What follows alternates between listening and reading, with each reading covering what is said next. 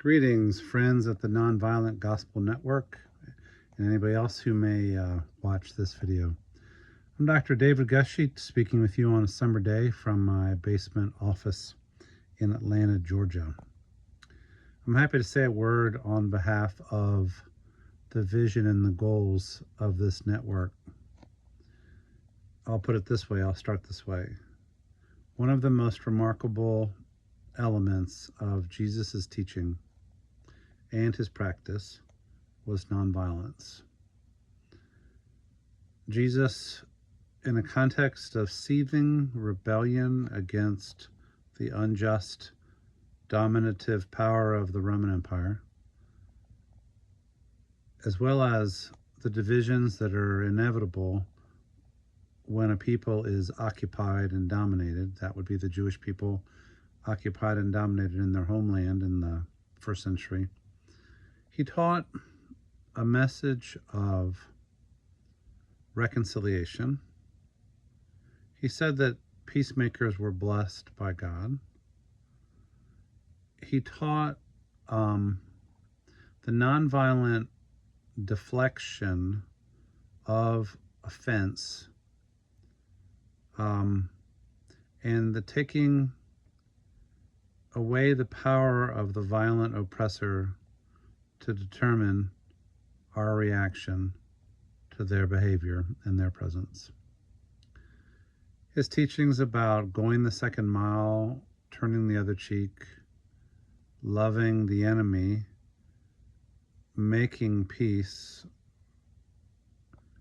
pursuing forgiveness are radically countercultural,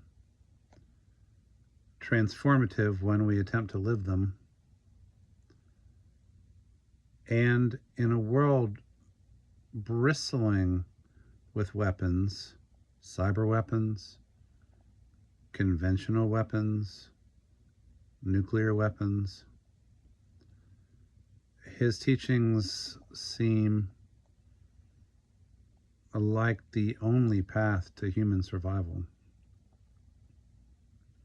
The logic of defensive violence makes perfect sense, and until we spin out its consequences and watch its effects as harm is responded to by harm is responded to by harm, and more harm and more harm in an endless cycle of mayhem and death. Christianity has always wrestled with the nonviolent witness of Jesus, sometimes embracing it unequivocally, more often wrestling with it, bracketing it, evading it, limiting it to personal life or to a group of religious called professionals, or even to the eschaton when at last there will be peace. No, I'm not saying these are simple questions or that they're not tragic dimensions to these realities. But I am at least saying that I want to identify with Christians around the world who understand that the starting point for all such conversations is Jesus himself. At least it is for us who claim to be his followers. Every time we gather in worship, every time we look up at a cross, every time we take the Eucharist, every time we open the Gospels, we should be reminded of the path of Jesus, the witness of Jesus, the teachings of Jesus, the death of Jesus in which he did not defend himself. He did not use all of that supernatural power to wreak violence upon his enemies or Israel's enemies or God's enemies, such as they are. In the book Kingdom Ethics that Glenn Stassen and I wrote some years ago, we argue that Jesus' teachings were aimed towards a kingdom of God, a world in which God's will is at last done on earth as it is in heaven, and in which there is no more killing and no more injustice, no more murder, no more organized slaughter of one group of human beings by another.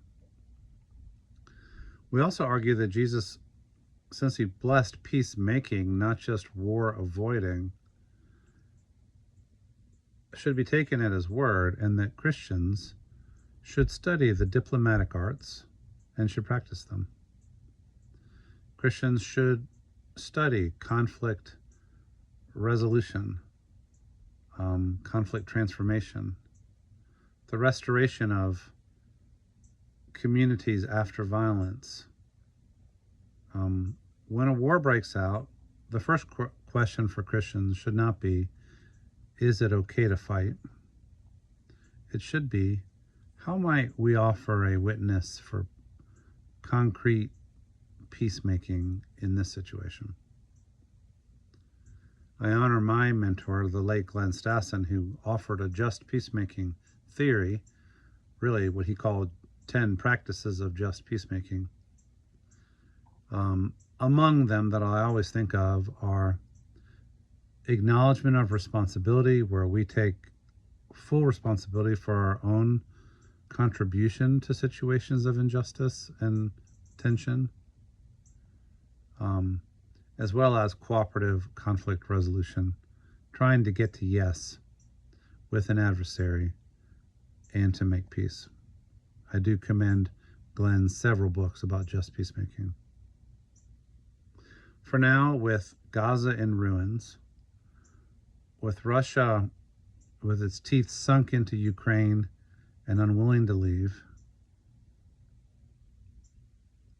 with conflict in so many parts of the world, I join others in this network, the Pope, all the popes, and many voices in Christianity, calling for us to be known fundamentally for our witness and practice of peace.